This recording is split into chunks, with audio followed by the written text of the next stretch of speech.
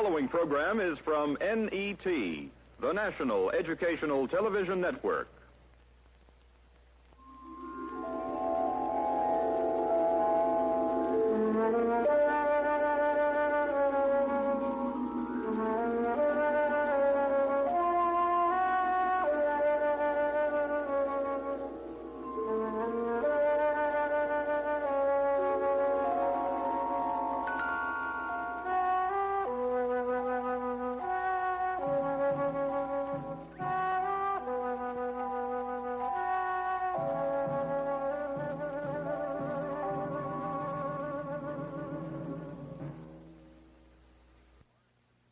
The origins of man are shrouded in confusion and conflicting scientific opinions.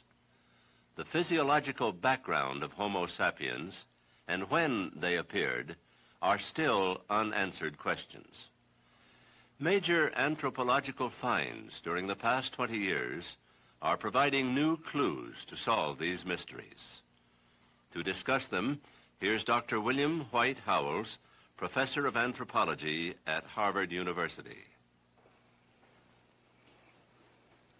If I were to tell you that man appeared, let's say, 5,500,000 years ago, that he had a sort of reddish-brown skin when he appeared, and was covered with long, curly black hair, and that he appeared in Africa, I would frankly be talking through my hat. Now, any one of these things might be true, but the fact is we don't know. After all, the process of man's development must have been a slow and a gradual one. In fact, you can imagine that some early stage of man developed and, given 1 million years or so, spread itself widely through the tropics of the Old World, which would be natural. Then this would be followed by a further advance in human development, and this would be expected also to distribute itself widely through the Old World. However, you can imagine that the first early step would have taken place perhaps in Asia, and the second stage would have been arrived at in Africa. Now, if this is so, it's not realistic to suppose that a man originated simply in such and such a place once and at such and such a time.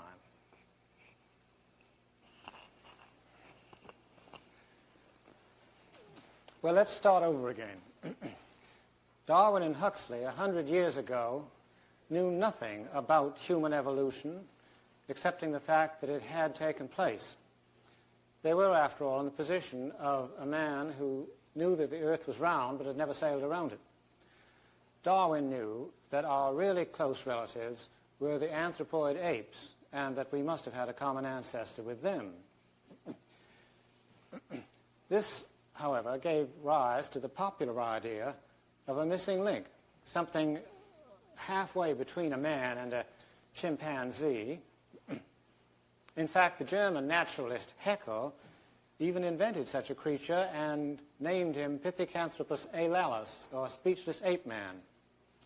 But this was a sort of momentary aberration on Haeckel's part, because he and Darwin and Huxley knew perfectly well that the real links were not of this kind, crosswise, but were rather common ancestors. The links are V-shaped, coming to a common ancestor. There's one thing that you have to remember about this, and that is that the apes have been becoming more ape-like, that is to say, developing longer limbs, getting this exaggerated growth of the 4 teeth, for as long as we have been becoming man-like, although not necessarily at the same rate of speed.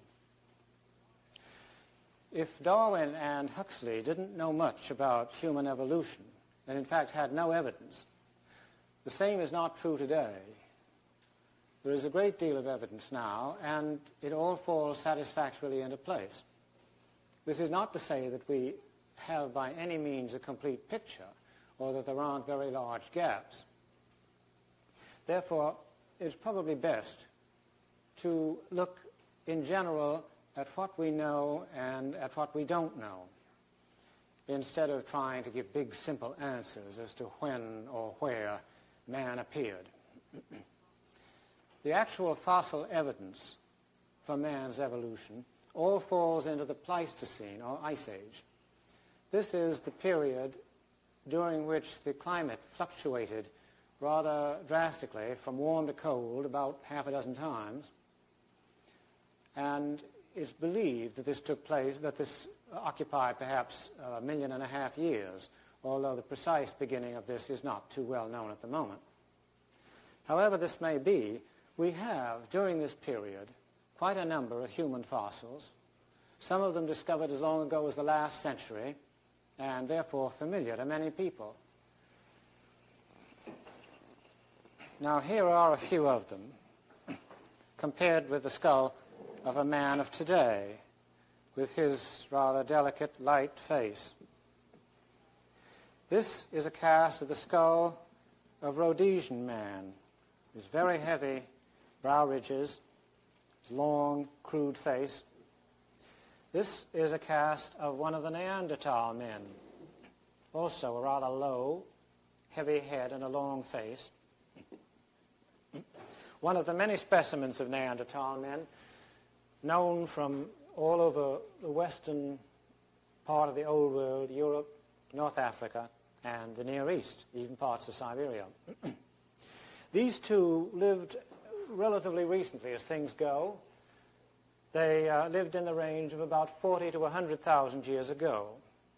Now, in spite of the general crudity of their cranial architecture, the fact is that their brain sizes were approximately that of man of today. Things are different with the Pekin man. He not only lived much longer ago, on the order of 300,000 to 400,000 years, but his brain was also decidedly smaller than the others. These show the story of human evolution over the last 500,000 years has been essentially one of increase in brain size and a certain amount of lightening up of the skull. As far as we know, these men were the same size in body and the same shape in body as we are, so there are no missing links here. Men like the Pekin man, this earlier kind, and contemporaries of his, have been found in China and in Java and in North Africa and in East Africa. So they're quite a well-known stage of man.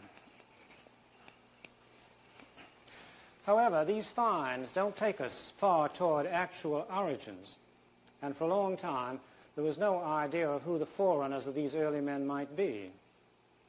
In fact, the great advance in knowledge has fallen mostly into the last 20 years, and it consists of the discovery of a stage earlier still, before the brain had begun to increase in size at all. The discovery began... This stage lasted perhaps 1 million years, and the first discovery was made by Raymond Dart in 1924, when he announced the finding of the skull of a child, which he named Australopithecus. It's small and in many ways ape-like. I think you can see it better on a slide. Here in this slide, you see a lateral view of this skull. You can see that it's a rather ape-like looking little skull, although the important thing is the fact that its teeth are not large. If you look at these in the next slide, you will see that it has a round arch like man, that its teeth are large, but that they are squarish in pattern and have rather soft, round cusps. All of these being human traits rather than ape-like traits. This is what Dart brought to the attention of his colleagues. Now, Dart understood the significance of these finds, but it was some time before his colleagues understood it as well. After a number of years, a number of further finds were made in 5 cave deposits in South Africa. All of these showed the same general thing: small brains, large jaws, but with human traits showing in all of these parts. Mainly, however, there have been skeleton parts found, enough, so to speak, to make a whole one. And these show a number of characteristic traits which are definitely human. Let me show you on the skeletons of apes and man the sort of thing I mean. This means essentially a skeleton remodeled to walk upright on the ground. Here is the skeleton of a young orang.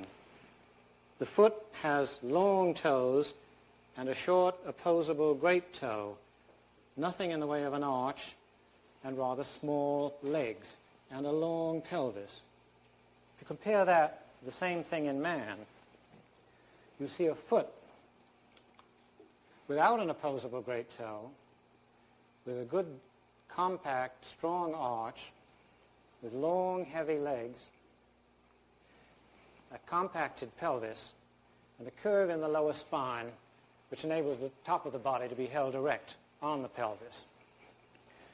Well, all of this taught a lesson which should have been realized probably before, and that is that man's, at this stage, was not something which was about 50% chimpanzee. Instead, here he was practically all ape in the brain and all ape and all human in the body.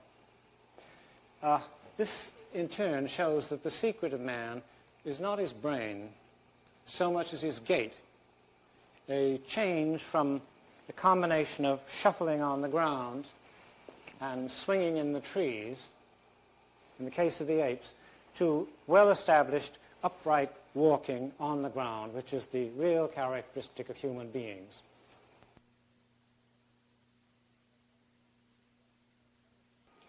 The Australopithecines are therefore a clear-cut stage of early man. They lasted, as far as we know, from about 1.5 million years ago to about 500,000 years ago. And since they've been found not only in South Africa, but in East Africa, other parts of Africa, in the Near East, and in the Far East as well, they evidently covered a wide territory in the Old World at this time in our history. They have also been called the man-apes for convenience, but this is not too good a term because it implies there was something ape-like about them. They are actually simply an early stage of man. They certainly had not been anything like an ape for some time. Their teeth show this. They are totally unlike those of apes, as I said before. Those of apes are expanded in the front of the mouth. They have large canines for fighting and defense, or for opening tough fruit, or both. This is such an important difference that I think we'd better look at some slides of this now. Here you see the upper jaw of one of the man-apes, in fact, of Leakey's Zinjanthropus from East Africa. The particular characteristic of this are the very large back teeth and the very small front teeth and the round arch. For contrast now, look at the skull of a gorilla from the same view. On the right-hand side, you see his palate with a very long tooth row, large canine teeth, and expanded incisor teeth. In fact, 2 of them are missing, so he hasn't got the whole set. Next, please. Here is another view, a jaw of one of the large man-apes, looking down on it from the crown view. Again, the teeth make a nice rounded arch like man, totally unlike that of an ape. Compare that with the lower jaw of a gorilla, seen from the same point of view, and you can see the meaning of the expansion of the teeth at the front of an ape's jaw. Take a side view of one of the mandibles of these larger man-apes. You can see that it's heavy, it's of the same bulk as a gorilla's jaw, but it's short and high and really quite vertical in front. Once again, take a view of a gorilla's jaw seen from an angle where the canine teeth interlock. This gives you a very good idea of the projection of the front of an ape's face with the large incisor teeth and the canines. Now, the teeth of Australopithecus were not exactly like ours, and the same is true of the skeleton. Nevertheless, they had made the grade, they had made the essential shift to ground walking, and this meant that their forelimbs, their hands, were completely free for the manipulation of food or tools or anything. Remember, of course, that the apes and the monkeys are already very good manipulators and also highly intelligent. Now let's look at a slide for a moment of a restoration of Australopithecus. This is an imaginary restoration by an artist, but based on the material, and is probably as good a one as can be made. They're open country, ground-living animals. Now, this use of hands is undoubtedly the key to the increase of the brain, as tools came to be used more and more and eventually to be made more and more efficiently. Apes probably have all the brains they can use, but if you're a kind of a ground ape with no big canines for defense and not even claws on the hands to catch animals with or to use for defense, then stone tools become vital. And here is the secret of brains. It would seem that natural selection, Darwin's own great idea, would be the key, in that the more tools we used, the greater field there was for brains to use them expertly and to begin to develop intricate patterns for the making of tools. With this would come ideas of language and of society, and all of this would be an open field for natural selection to induce an increase in the size of brains. Now, one important point about the Australopithecines is that they were clearly divided into at least two kinds. One, I've already shown you pictures of. He's known as Paranthropus. The teeth that I showed you slides of were actually those of Paranthropus. In these, the exaggeration of size was the greatest. And in these also, the face is the most massive, and the architecture for the accommodation of the jaws, of the jaw muscles, is the greatest. In fact, in this form, you also even get a small crest along the top of the brain case, like what is seen in a gorilla. We can see a little more of this by looking at some slides. Here is the original, the same specimen which you've seen the cast. You can see the massive architecture of the face, the large face, and this little broken crest, which serves simply to give attachment to very large muscles for the jaw. Here is a gorilla full face, in which this crest is very characteristic and simply signifies a very large lower jaw.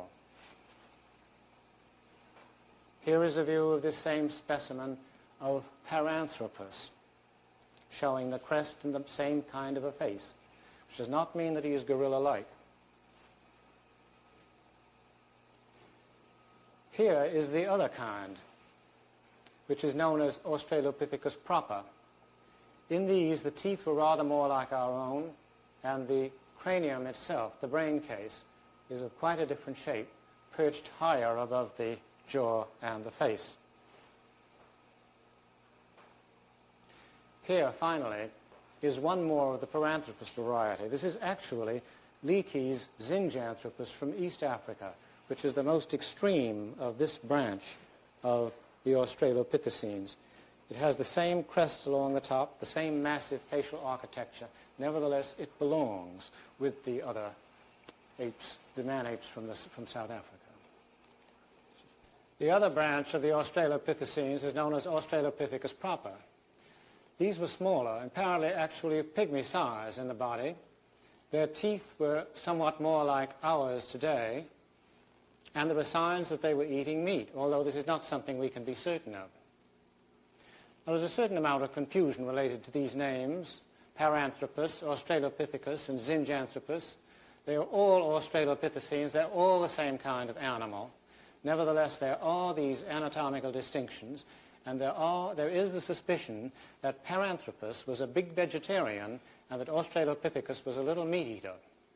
It also seems likely that it was Australopithecus that eventually gave rise to later kinds of man and to ourselves. And also there are signs that Paranthropus lingered on longer in the deposits and in fact overlapped with later kinds of man. The situation is something like this. If this represents the whole Ice Age, and this the long lower part, about 1 million years, then you have the Australopithecines appearing from an unknown past, dividing into two branches, one of which was Australopithecus, the other Paranthropus, somewhat different. Australopithecus eventually, either directly or in another side branch, giving rise to Homo, or later forms of man, who eventually split up toward the present day. Paranthropus continuing longer as a different kind of animal, but becoming extinct. Well, that's quite a lot of information about our ancestors at this Australopithecine stage in the lower Pleistocene. But the question is, what happens to the lower end of the line when it goes back into the Pliocene? The answer is, no man-apes have been found there. There are fossils, all right, but they are fossils of pongids. That is to say, they're ancestral to the living apes and can be distinguished as such. The pongids and the hominids must have made two separate lines at some time. Darwin himself realized that at some point the hominid line must have diverged and led in the direction of man, namely the direction of the Australopithecines. But we have practically no evidence of this. We have just one fragment, one fragmentary piece of evidence.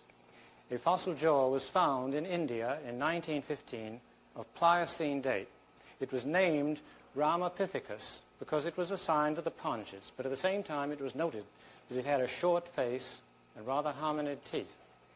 For years, people noted the hominid features of this trait, of this fragment, but it wasn't until 1961 that Dr. Leakey in Africa found another fossil fragment very much like this, which he named Keniopithecus. A slide will show how very fragmentary this is.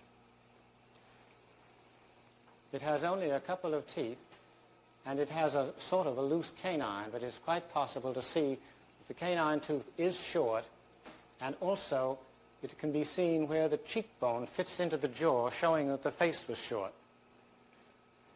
Now, the features of Ramapithecus are very similar to this, and in fact, this fragment, small as it is, can be reconstructed in only one way. We can look at this. It shows us a palate with teeth of a hominid nature, rather squarish, and a round palate with a short face.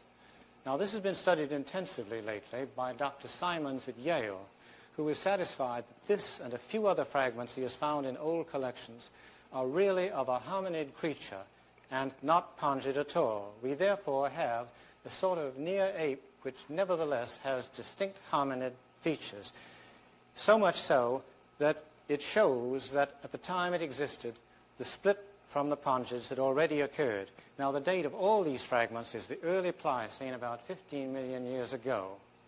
Since this represents the time when the apes and man had actually become separated, we know that human history goes back at least that far.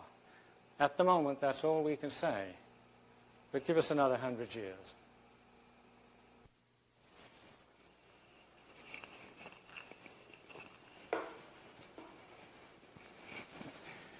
Well, where does this leave us today? Still looking, obviously. There's plenty to search for in all three of the great periods of man's history about which we know something now. I said, of course, that we have many fossils found in the last century of recent fossil men, that is from the later Pleistocene. Not a year goes by but what another Neanderthal man or so comes to light. Just in the last year or so, the first one was found in Greece, and the first one was found in Morocco. In spite of this, we still do not know how we are related to Neanderthal man. Strangely enough, some of the Neanderthals come from a fairly late date, about 40,000 BC, and some of the men of our own kind go back to about the same time. What we would like to know is whether they overlapped or not. As the search goes on, not only do Neanderthal men come to light, so do men of our own kind. Only a few years ago, a skull of modern type was found deep in a cave in northern Borneo, about as inaccessible place as you could find. This had a date of about 40,000 BC. Well, this is the story of the later Pleistocene. Many kinds of fossil men, but still quite badly connected. They're badly off for a family tree. We not only cannot relate ourselves to the Neanderthal men, but we can't relate either us or the Neanderthals to such a form as Pekin man. And here we are back near the lower Pleistocene. When we get here, we have these excellent finds from South Africa that demonstrate the fact that man was now, or rather man at this stage, was an erect, ground-walking form. But in spite of this, we still do not know whether the Australopithecines were making tools. Tools occur in some of the deposits. This seems to indicate that Australopithecus was making or using them. Unfortunately, there is pretty good sign that there was an overlap with the later kinds of men, rather like Pekin man, coming along, and so they are candidates for having made these tools. Nevertheless, this is the sort of material which is being looked for not only in South Africa and East Africa, but in other likely parts of the world. One of the most likely would be this critical point at the late Pliocene. Now there are beds in India all through the Pliocene, which might give us types of humanity or near humanity which were just prior to the Australopithecines, going back toward Ramapithecus. The deposits are large. Fossils wash out of them. What is needed is somebody to go and sit and try to pick up the fossils. Furthermore, the deposits in a place like India are not the only places to look. Professor Simons has even looked in museum collections. This is where he found some unrecognized fragments to be assigned to Ramapithecus. So a little of this can be done as well. Nevertheless, we have this long period of the Pliocene, which might very fruitfully yield more fragments of humanity before Australopithecus. At the moment, all we have is these few fragments of Ramapithecus, this striking hominid, if that's what he is, down at the bottom of the Pliocene, signaling that, in fact, by this time, some 15 million years ago, there had occurred this branching off of a form which had made the first steps toward becoming man.